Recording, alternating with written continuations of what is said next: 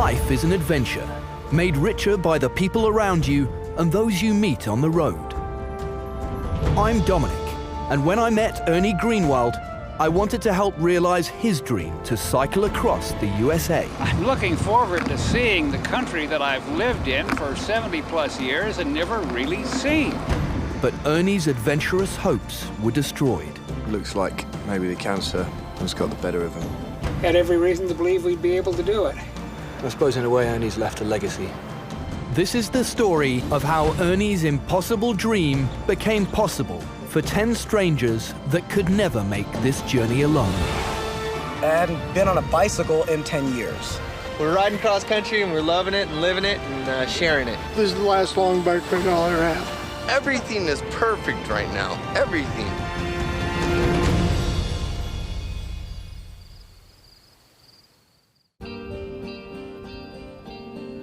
I had been on the road for 5 weeks and traveled over 1,000 miles on our journey to New York.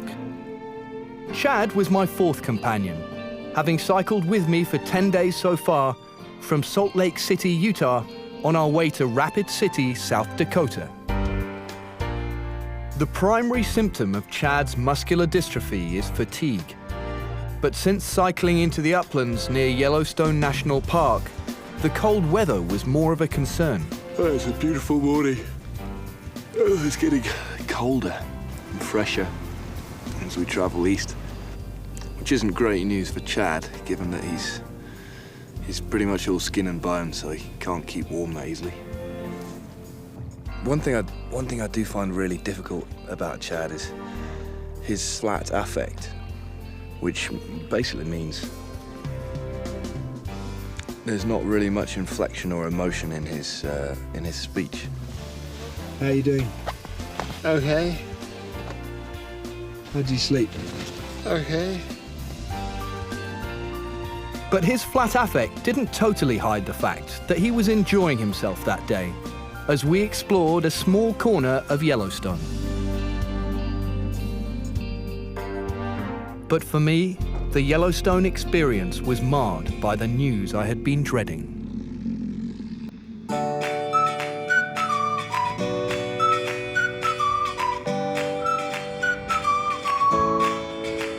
I guess I kind of knew it would happen really quickly, but I heard this afternoon while I was sitting watching Old Faithful in Yellowstone that Ernie passed away. Died of heart failure. The person that inspired this entire journey died of heart failure, and we're barely a month into it.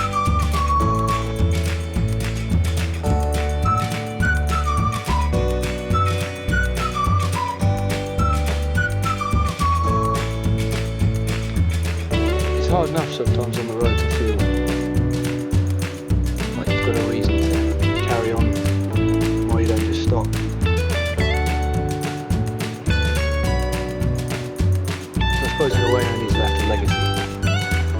And through him having the dream of wanting to cross the country by bicycle and me wanting to get involved, we've kind of by accident given 10 other people an opportunity to experience an adventure. I really wanted Ernie to be around and do the last leg into New York with us, but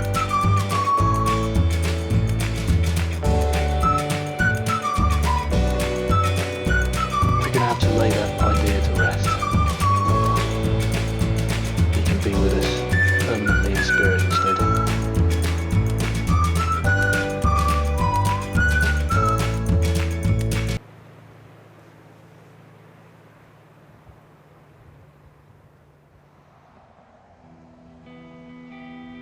That day, with Ernie in my heart and mind, we pedaled with 2 new friends away from Old Faithful to climb out of Yellowstone over the misty mountains to the east. It was almost as if the weather had been sent to wash the last of Ernie away and to test the resolve of the dream he had left to us to ride across the country.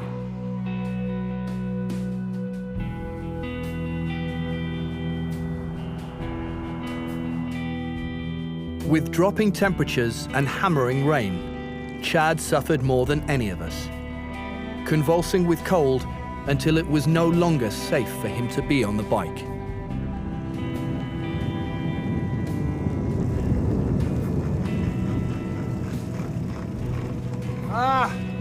Get off the bike. Chad is way, way, way too cold. In the front.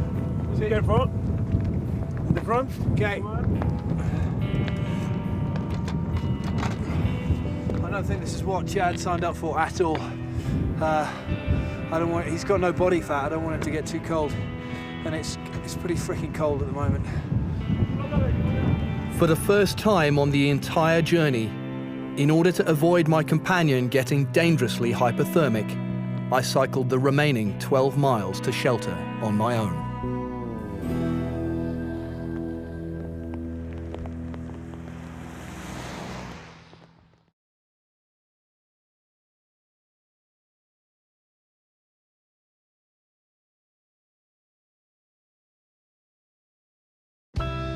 After the Yellowstone emotional and physical roller coaster, Chad recovered, and the next day dawned bright. Things were looking up, and we'd pedaled through what we hoped was the worst of the weather. Over 2 weeks into Chad's leg of the journey from Salt Lake City, Utah, we'd seen some of America's most beautiful landscapes.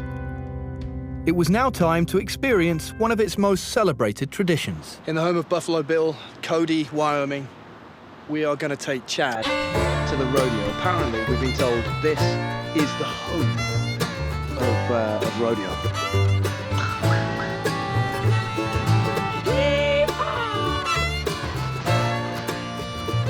I was excited to see Chad's wave of enthusiasm, which I'd been unable to conjure up in 2 weeks on the bicycle.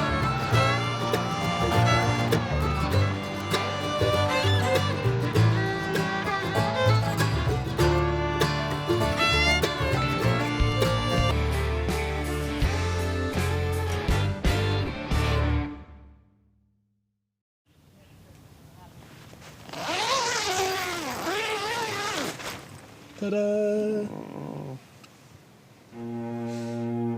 Once Chad had ground into action each morning, he was fitting into our traveling life well and lending a hand whenever he could. But he still had a long, hard road ahead of him. Over 450 miles until Rapid City, South Dakota. There's both a huge sense of achievement and let down because achievement, I've gone this far. Let down because this is only the halfway mark. So I have to go through this at least once more. But I don't think I'd trade it for the world. I'm enjoying the experience. I'm enjoying the company. So, I think we're going to have a rest day tomorrow. But then the next day, we've got the Bighorn Mountains. And that mountain pass tops out nearly 10,000 feet. I think that's going to be the highest we get on this trip. The high point, or depending on how you look at it, the low point of our journey. All I can hope is that these storm clouds start giving us a bit of a wider berth. Because if it starts hailing or snowing up there, then his chicken carcass-like frame is going to be in danger of getting hypothermic, I think.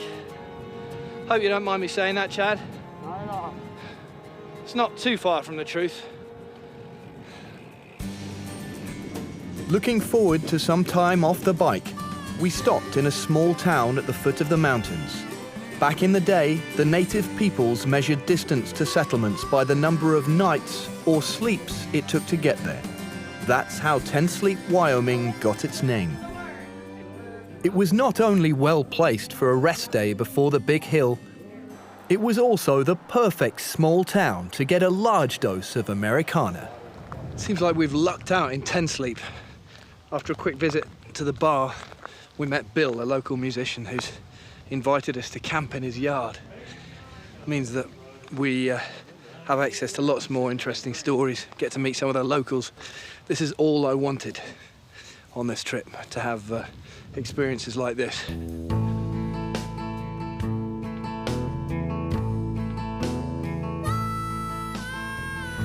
Well, I'm Bill Austin, pushing 70.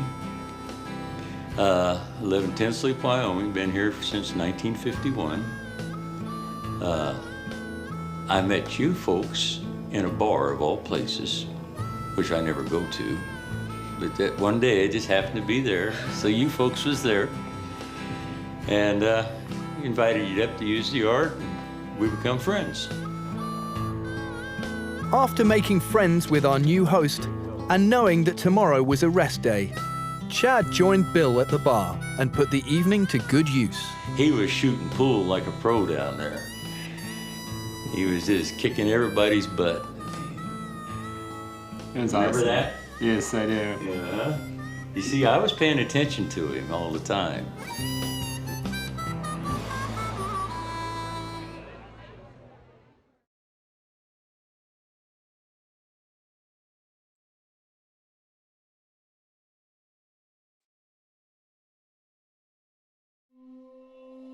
"16 days into the fourth leg of our journey from Los Angeles, California to New York, Chad and I took a rest day in Tensleep, Wyoming.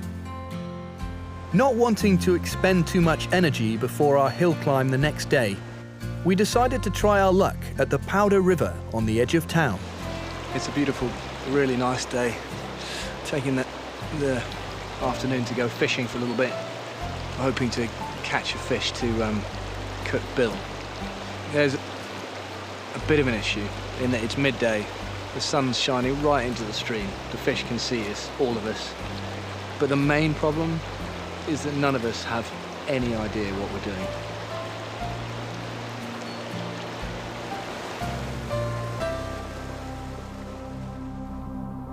All too soon, our rest day came and went.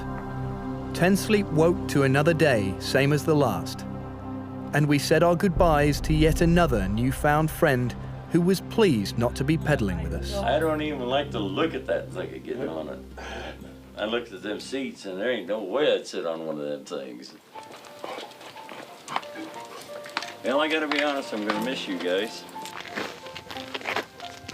Thank you so much. Oh, thank For you your guys kindness. for being here. Bye next time. Okay.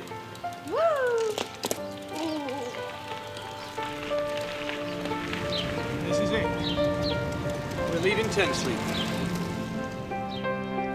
After leaving Bill's, we began our climb up the Powder River Pass. And with a 30-mile continuous uphill, nothing Chad had cycled since Salt Lake City could prepare him for this. Over the last 450 miles, Chad had surprised himself with how much energy he had when a push came to a shove. But no amount of trying will make the fatigue of muscular dystrophy disappear. It didn't take long for the hill climb to make Chad suffer.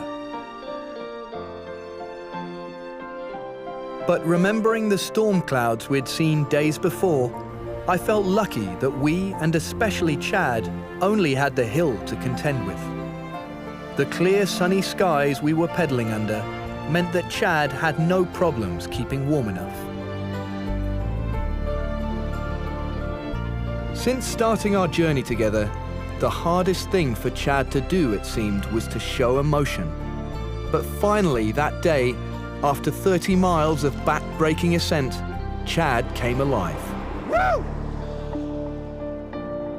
The massive achievement of climbing up to nearly 10,000 feet on a bicycle was enough for Chad's emotion to finally break free of his flat affect. I'm at the highest point I've ever been, both figuratively and physically. We made it. Highest point ever.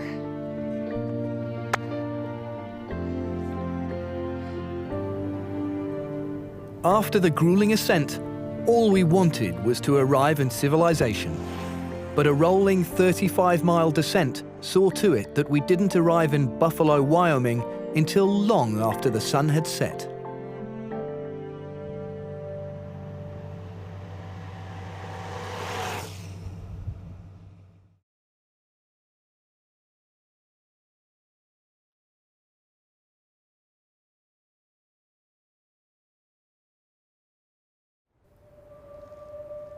After nearly 500 miles pedaling from Salt Lake City, Utah, the biggest mountains of the journey were now behind us.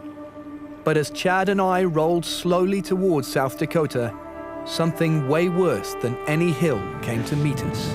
I hate headwind a lot. It's not very nice. It hasn't let up. It's been going all morning. It's the first really bad headwind we've had on the trip, I think. Been lucky, more than a month without headwind. Still, I don't feel very grateful for that. Now it's here, it's just painful. Did I mention I hate headwinds? Yes, you did. As the annoying forces of nature began to test my patience, Chad seemed to be doing his best to pull his weight. Today was an unusual day for them, and I think more or less we were expecting today to be relatively easier, even though they had to go 70 miles. Right now it looks like they've completed just approaching 60. They have a full 10 miles left to go. They've had rolling hills and really bad wind. Don put in his earphones, which more or less means that he isn't happy. The fact that I was tired meant I found my temper hard to bottle up and hide. What kind of mood would you say he's been in? Something beyond angry. I hope anyways they get through it smoothly. We're approaching 7 p.m. It's nice light out, but other than that, kind of sucks for them.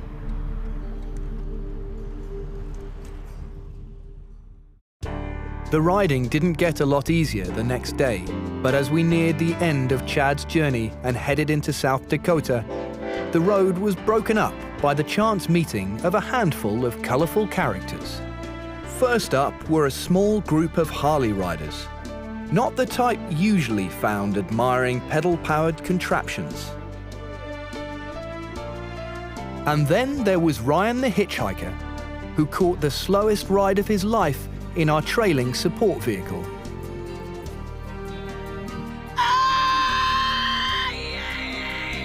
The hitchhiker, a born entertainer, thought that when he saw Chad and I, we posed a serious threat to his safety. From like a mile away, I thought it was a guy with a shopping cart, and he was gonna come try to rob me, honestly. But then I saw it closer up and was like, wow, it's a little mini bicycle on the front, you know, with a back bicycle. I didn't know what to do. I was like, wow, you want to be out here in the heat? It's like, yeah.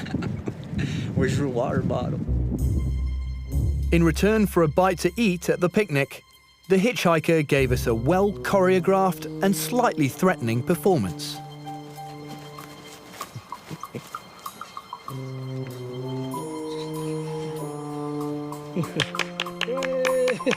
After our picnic, and only 30 miles in the support vehicle, the hitchhiker decided to look for alternative transportation. Peace out.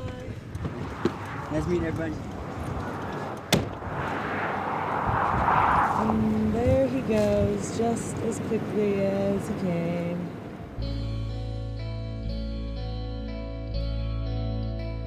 After nearly 700 miles and 20 days on the road from Salt Lake City, Utah, Chad had become an integral and very helpful part of our team.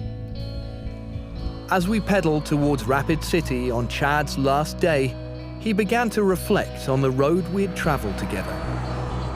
You guys have given me some very good memories. Introduced me to a new way of looking at life and living life. He, I guess, just had what's a rare opportunity for him, which is to hang around for nearly a month with 3 people who now he says he can call his closest friends, which is amazing, I guess. He says we were like family to him. I'm really, really pleased he saw the experience like that. And I think in some ways that's the most important thing we can offer on this trip, is just the companionship of being on the road together and eating, breathing and sleeping within, you know, a few feet of each other all the time. On this trip I've done a lot more than I thought I would, and then some, and I'm very proud of myself. I'm proud of Dominique and Nadia and Alonso for encouraging me and pushing me to be as good as I can be and more.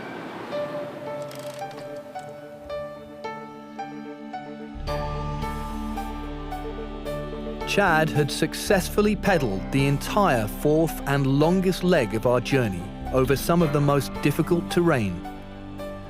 More importantly, though, he had learned something new about living with muscular dystrophy. Just because it's there doesn't mean that I have to let it decide what my boundaries are. I can still decide what my boundaries are. I can still push myself for all I can be and more.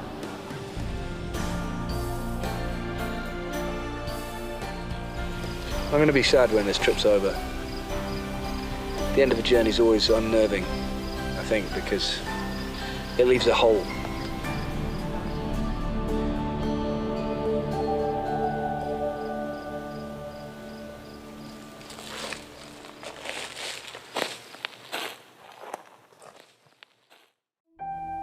In the next episode, I pedal into the Badlands of South Dakota and east towards Minneapolis, Minnesota, with Kelly, my fifth companion, who grapples every day to prevent a disease from taking over his life. I'm falling off to the left to my body.